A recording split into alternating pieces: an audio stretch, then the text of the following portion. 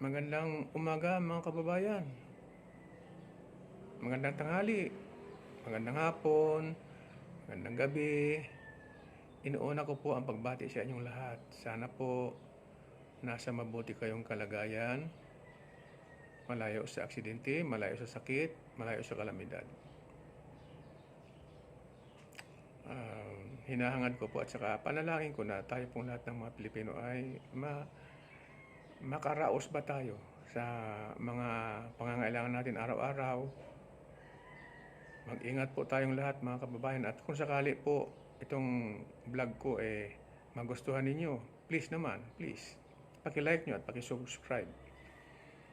Kung kayo man po ay nasa bansa natin, nasa barangay, bayan, probinsya, syudad, mga isla, kung sino man po ang makaka-view ng aking vlog, tulungan nyo naman po ang aking channel na mag-grow. Like, subscribe, share. Hinihiling ko po sa inyo, mga kababayan ko. Ang contents ko po ngayon ay tungkol po sa yung doctrine ng Philippine Military Academy. Tatlo po yan. Yung pinaka-importanting doctrine sa pagtuturo sa PMA, iisa-isahin ko po. Yung una, I shall not lie. Hindi po ako magsisinungaling. Yan na. I shall not steal. Hindi po ako magnanakaw. I shall not cheat. Hindi po ako mandadaya. Alright? Okay. Tatlo yan. Yan po isinasaksak sa utak ng isang kadete, sa puso, hanggang siya ay maging sundalo, at sa kanyang kaluluwa, sa kanyang pagkatao. So that madala niya yan sa kanyang serbisyo. Kaya nga yung PMA, Philippine Military Academy, yan po ay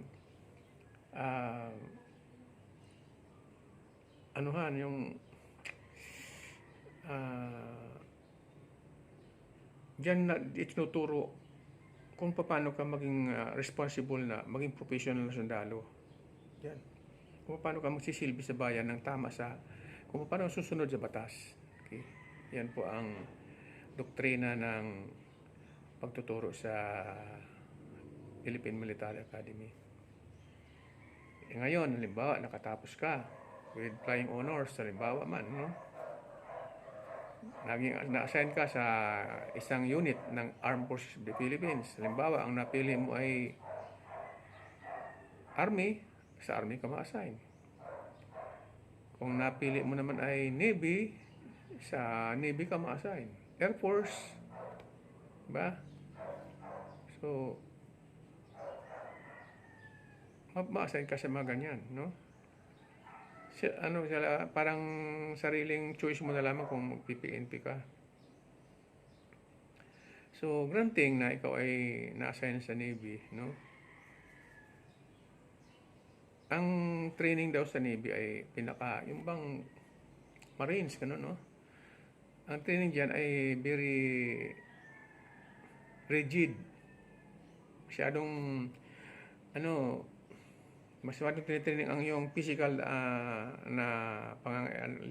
na kalusugan, mental kalusugan, saka yung damdamin mo talaga itinuturuan dyan. Hindi ka magsusundalo o magmamarino para kalabanin mo ang mga duly constituted authorities. Ano ba yung mga duly constituted authorities? Ayun pong mga ibinuto ng mamamayan sa pamagitan ng elections, no? Yan ay dapat nirespeto mo kasi meron tayong rules na ang civilian authority daw is superior sa mga Armed Forces of the Philippines, sa mga armed men in uniform. Superior tayo mga civilian authority, yung mga ibinoto. Okay. kapag ikaw ay lumaban sa isang duly constituted authority, nilalabag mo na yung doctrine sa PMA. Nilalabag mo na yan. No? Parang mag-stage ka ng, halimbawa, paglaban sa presidente. Nag-stage ka ng kudeta. Ang dahilan mo ng pag-stage ng kudeta ay para lang sa mga uniform, butas-butas ang mga medyas, mga bota, na-assign doon sa mga sa mga liblib na lugar, mga ilog, tinatawid ang mga ilog, nauulanan, naiinitan, na binabagyo, kinakagat ng mga lamok, nakakamalarya, kung ano-ano mga sakit. Okay, may katwirang naman i-air mo yan kung wala, yung halimbawa. Pero hindi, yun sa inyo lang yung mga sundalo. Pero, hindi yan pang bayan. Kasi, pang personal ninyong yan. Kumbaga, pwede nyo namang i-stage lang ninyo yung kudita nyo sa mga amo nyo Dahil, kung naalala nyo yung inyong, yung controller officer sa Armed Forces of the Philippines, diba? Ninanakaw lang yun ang yung pundo ng Armed Forces of the Philippines Alam ko ang pangalan pero hindi ko babanggitin. Kayo dyan sa serbisyo nyo, sa headquarters nyo, mayroon din dyan korupsyon At matindi ang korupsyon dyan dahil ang baril ninyo walang bala, ang mga suot-suot ninyo butas-butas, ang medyas nyo butas-butas, ay itong nag-stage ng hindi ko lang alam kung napalaban ito sa mga insurgencies na operations, no? Kasi ang tinutukoy ko dito isang taong lumalaban talaga. Kahit sinong presidente kalaban niya Maliban na lamang doon sa isang presidente na inaruga siya kasi papapansin ito Papansin itong sundalo na ito Nag-stage ng kudita. Kaya ginawa nilang kampo yung isang hotel. Nung sila ay paalis na doon, nandun, bumabagsak doon yung isang doctrine ulit. I shall not steal. Nagkawala yung mga ang tawag doon, mga original na mga kutsarita, kutsara, tinidor, plato. Nagkawala. I shall not lie. Sinungaling. Akala ko ba ang pinaglalaban mo kinontra ka ng mga kasamahan mo dahil ikaw pala may ambisyon. May ambisyon ka pala. Ginamit mo lang yung grupo nyo para ikaw ay maging makasali sa politika. At kung ikaw ay nasa politika na, no? Ando naman, no? Wala kasi akong prueba doon sa I shall not steal yung ano ba. Pero nababalitaan ko lang kung totoo hindi. Tanong ko lang, totoo ba yun na ikaw gumawa ka ng mga karamal-dumal na na paglalagay ng mga ghost employees, tapos sinusulduhan mo. I shall not steal yan So, nagbibintang ka pati. Nagbibintang ka sa dami mong mga ginagamit na mga tao na para dahil ginagamit mo yung parliamentary immunity para gipitin ang isang tao na suma total, hindi mo naman napatunayan, no? Yung mga ginagamit mong tao, niligwa ka pa. Ikaw ay sinabi kang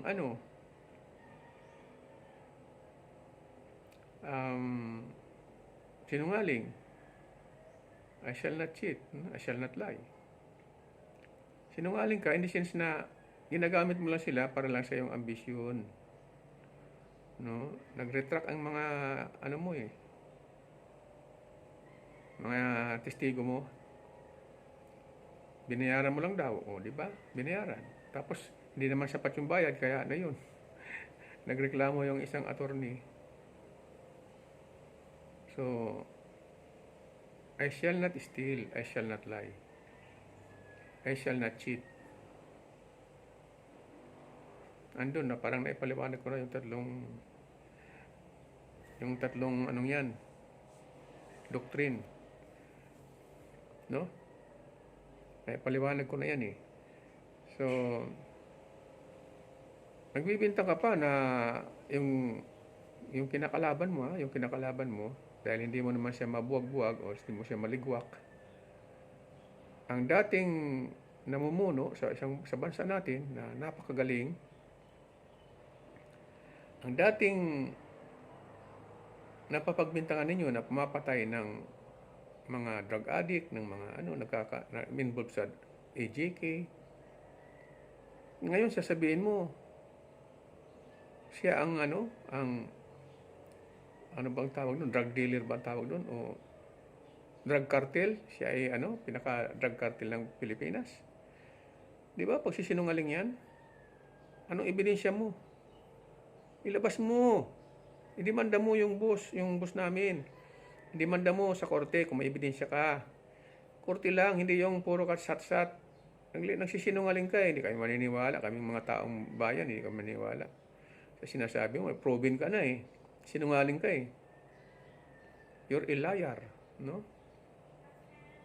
You're a cheater. Dinadaya mo ang isipan ng mamamayan para maniwala sa iyo. Never. Never.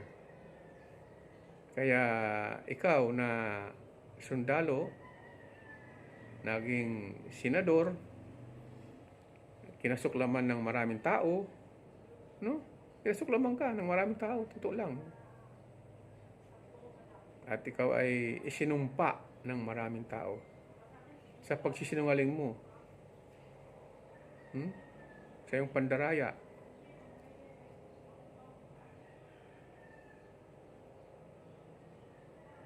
So, kailan ka magbabago?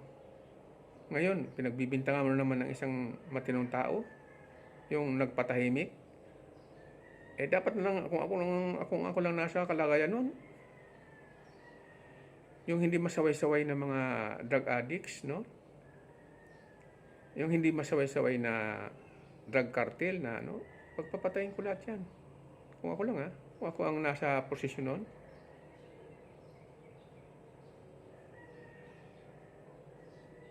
Kaya, minsan, Mr. Sundalo, na nagbibintang ka na naman, nagbibintang ka na pinuno ng drug cartel yung dating presidente. Mahiya ka. Ang suporta po niyan ay 91% ng mamayang Pilipino. Ikaw po, sige nga po, ipasama mo po ang pangalan mo sa trust rating kung pumasok ka man lang kahit na 1%. Sige, para pumasok ka po ng 1%, idemanda mo po. At saka wag kang nagsisinungaling. You are a soldier eh. You are a PMA graduate. Huwag kang magsisinungaling. Ginagamit mo ang yung kadaldalan upang sirahin ang isang tao. Wala ka namang ebidensya. Huwag kang magsisinungaling. Sinungaling na di primera ka eh. Hindi mo naman mapatunayan. Pinagbintangan mo na yun ay merong involvement sa AJK. Inuulit ko, no? Dapat lang na yung kumakalaw, alimbawa man ikaw, sundalo ka eh. Hindi ka naman kasi na-assign sa mga masisilang operations eh. Kung na-assign ka sa masisilang operations, tapos, naharap ka doon sa isang situation na mamimili ka kung ikaw ang ililibing o ang ililibing mo, yung huhulihin mo. Anong pipiliin mo?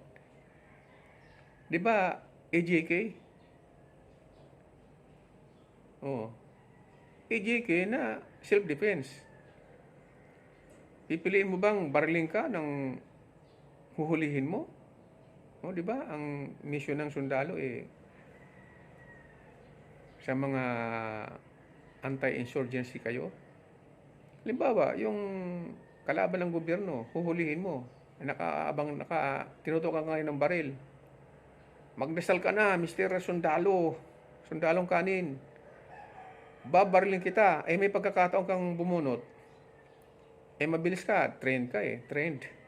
Yung mga na-recruit naman ng mga babaril sa'yo mga estudyante lang ng UP.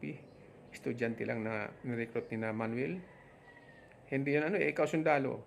Meron ka pang bala. Hahayaan bang bariling ka nun? Kung ang sabihin, kung positive ang ang answer mo, wala akong masasabi kundi tanga ka, gago ka, ulol ka, tanga ka, buwang ka. Wala kang pinag-aralan. Pero kung sasabihin mo sa akin na, doon ako sa AJK,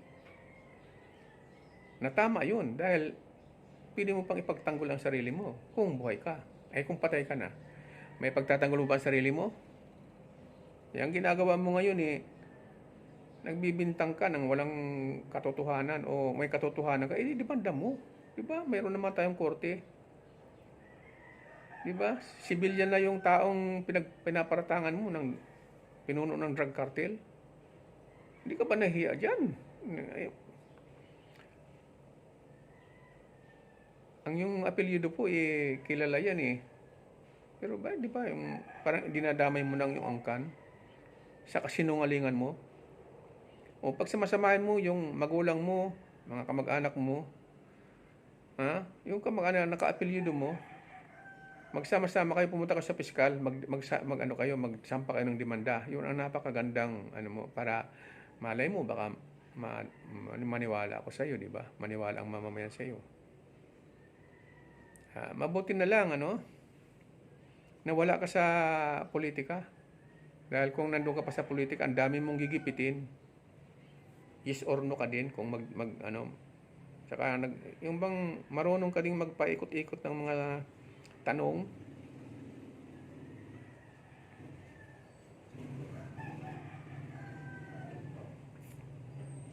Kung minsan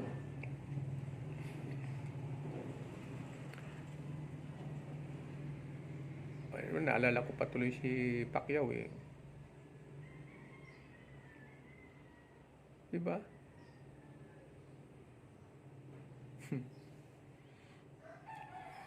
Wag na, ibang vlog na yun.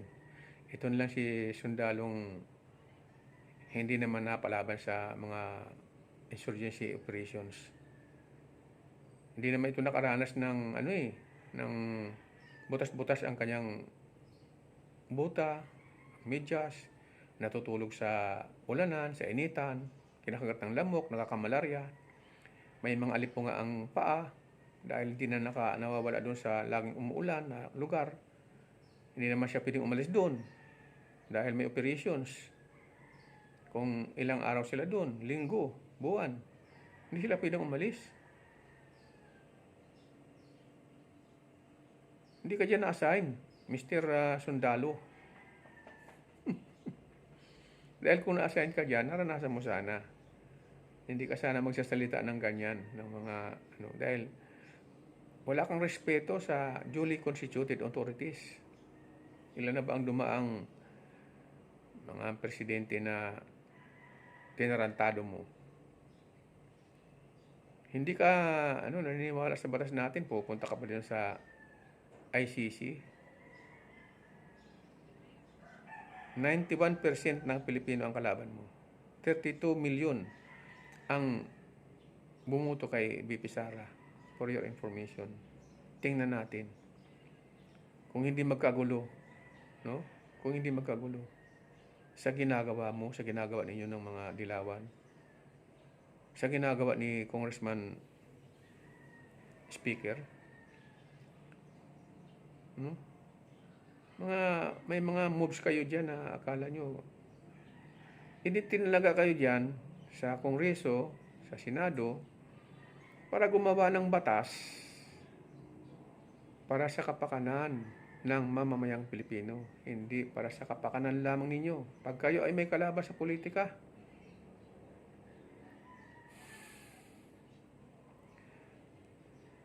kakalabanin nyo rin. Down to earth ang inyong paglaban.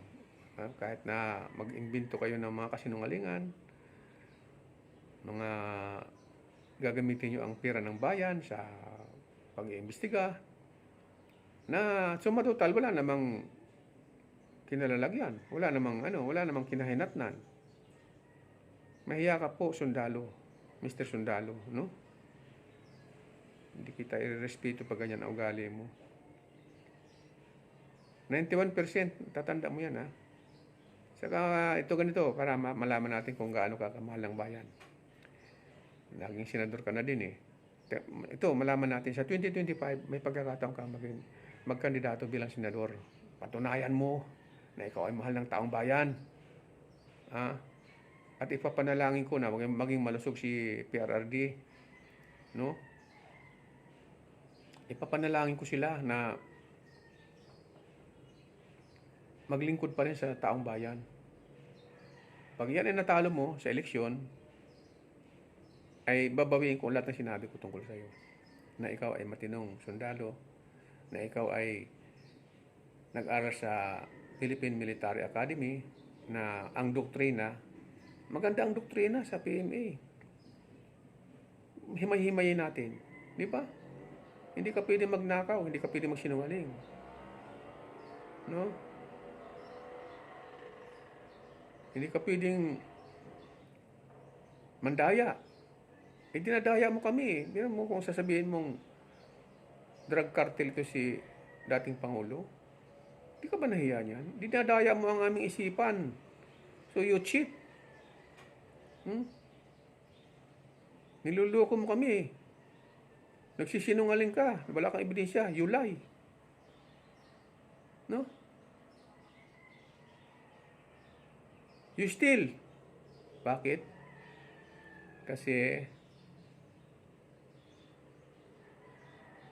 ang pondo ng bayan na para dapat sa kapakanan ng mamamayan ay ginagastos ninyo sa pag-imbestiga ng walang katuturan. Yan o, di ba? Pondo ng bayan yan, ninanakaw nyo eh. At wag mo sabihing naluklok ka sa Senado hindi ka tumanggap ng extraordinary funds. Wag mo sabihing hindi ka tumanggap ng pork barrel. Wag mo sabihing hindi ka tumanggap ng CIF. Dahil pag sinabi mo yan, again, I say, you tell a lie. Pag tumanggap ka ng suhol para lang kalabanin ng isang tao, you steal. No? At ang suhol na yung mga ginagasto ninyo sa pag-iimbestiga, pera ng taong bayan yan, you steal. Kapag ikaw ay nag-advocate ka ng isang investigasyon na gusto mo lang dayain ang isipan ng mga tao, you cheat. Magandang araw po sa lahat ng mga nanonood dito. Ang title po ng channel ko ay Usapang Kalye. Yung narinig ko lang naman po ito sa mga vloggers, sa news media, mainstream media, at lalong na po sa mga vloggers. No? At saka alam ko yung mga Senate hearings ng mga unang-una pa. Mga walang katuturang Senate hearings. Kaya iba na ngayon ang yung kalakaran sa Senado, sa Kongreso, iba na eh. Hindi na makabayan. Ang makabayan lang dyan, itong Kamatayan Black, yung mga sinungaling din. Mga mandaraya, mga magnanakaw. No? Ewan sa inyo. Kawawa ang taong bayan sa inyo kayo nagpapayaman samantalang kaming mga mahihirap, naghikaos kami, hindi makabili ng isang kilong bigas. Sa sobrang mahal. Yan. Yan ang ano nyo. Atupagin nyo. Paggawa ng batas para magmura yung mga bilihin. Tuturuan ko pa naman kayo. Subsidy ng mga feeds, ng mga pataba, abono, no? Subsidy sa mga mangingisda. Hindi yung bibigyan nyo ng isang 5 kilong bigas, no? Para lang sa makakain ng 2-3 araw. Paano yung pang-5 araw, 6 na araw, hanggang buhay sila? Ginagawa nyo kaming mga pulubi para laging umaasa sa inyo. Which is, ang pirang ibinibigay nyo sa amin, ay galing naman sa amin yan. Karapatan namin yan. Karapatan ng taong bayan yan. Sana po, mga nanonood, matauhan po tayo, gawin po natin ang tama. Gawin po natin, manalangin po tayo sa Panginoong Hesus, Panginoong Diyos, na tayo po ay makasurvive dito sa ating kinalalagyang kumunoy. Kumunoy po dahil ang pera po natin ay ninanakaw ng mga politiko. Kumunoy dahil sa parang palubog na tayo, kumbaga hanggang liig na tayo eh. Ang natitira lang sa atin, bibig. Magsalita tayo, magsalita. Sige, ibulgar natin itong mga kalukuhan nila. No? Concurrent Resolution number 10. No? Hindi sila pwedeng tanungin, imbestigahan, i-audit, i-liquidate with receipts ang mga funds na kinukuha nila. Kaya nga sila hilahod sa iba eh, di ba?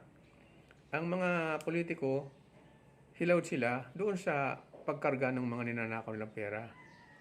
Mabuti kung barya yan, billion yan eh, di ba? Milyon. Tapos, ang mga mahirap, kumakalamasik mura, wala kayong ginagawa, kaya sinasabi ko nasa kumunoy tayo. Kumunoy na tayo. Huwag nating hayaan na umabot sa lampas liig ang baon natin sa kumunoy. Kasi, once na mangyari yan, wipe out tayo. Hindi naman natin kailangan ng makipaghira sa China eh. Dito lang, andito na ang gira sa atin, nandito. Ang gira sa atin dito ay ang kalaban natin dito, mga magnanakaw na politiko. Huh? Granting na magkaroon ng gira, yan ba sila? Yan sila ba? Haharap sa gira? Hinahamon ko kayo, mga nag-a-advocate ng mga gira kontra sa China. Yung nag-a-advocate na kumampi sa Amerika. Ininegosyo lang tayo niyan eh. Inuulit ko Ukraine.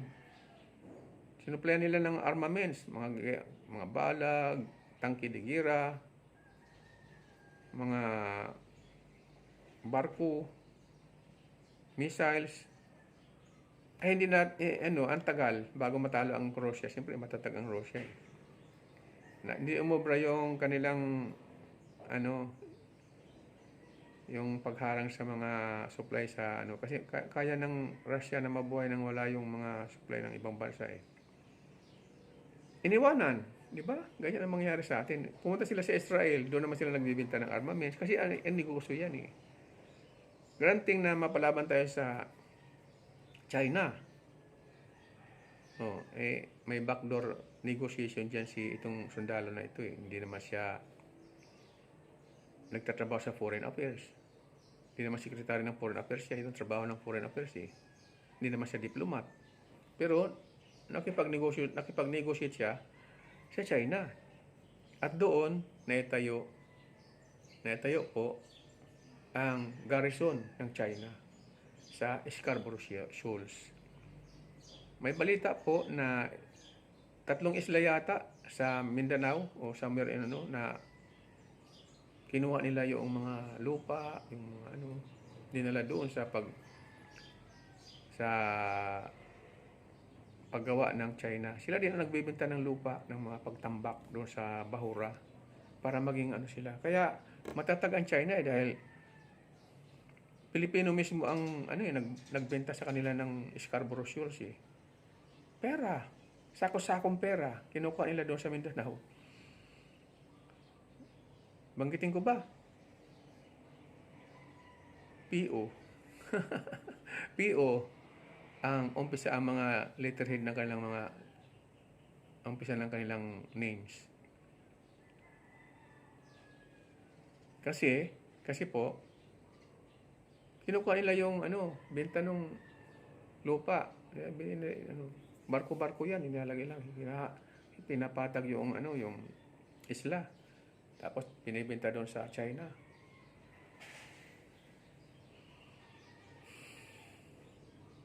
Kawawa tayo. Nasa community tayo.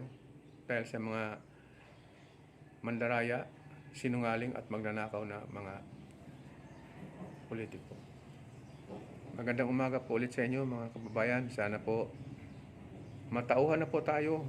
Huwag na po tayong huwag nating hayaan na lumubog ang ating sarili sa kumunoy na hindi na tayo makapagsalita, hindi na tayo makahinga. Kasi nandito po sa atin ang giyera. May giyera na tayo dito. Giyera ng ating sikmura. Yun po ang yun po ang giyera. Kasi magkikipag-giyera ka sa China, di naging abo ka. Abo. Ha? 1,000,000 missiles kontra sa 100 missiles na bigay ng USA. Pinalipad ng China. Sinalubong ng yung 1,000,000 missiles, sinalubong ngayon ng 100 missiles. Yung iba doon, nasagip, halimbawa, na nila, tinamaan. Pero yung iba, tuloy-tuloy sa lupa. Sunog tayo, mga Pilipino. Hindi na natin kailangan ng kumain. Ganyan ang advocates ni ating secretary. DND secretary. Yung advocate niya ni Jayo Junior. Diba? Yan ang advocacy ni itong mga congressman na matatalino na may integrity. May integrity na mga magnanakaw. Bakit magnanakaw? Kinukuha nyo ang pera ng taong bayan nang hindi kayo pwedeng i-liquidate. Certification lang, okay na. Magandang umaga po sa inyo mga kababayan. Sana po i-like ninyo, i-subscribe, at saka i-share ang aking vlog. Maraming salamat po.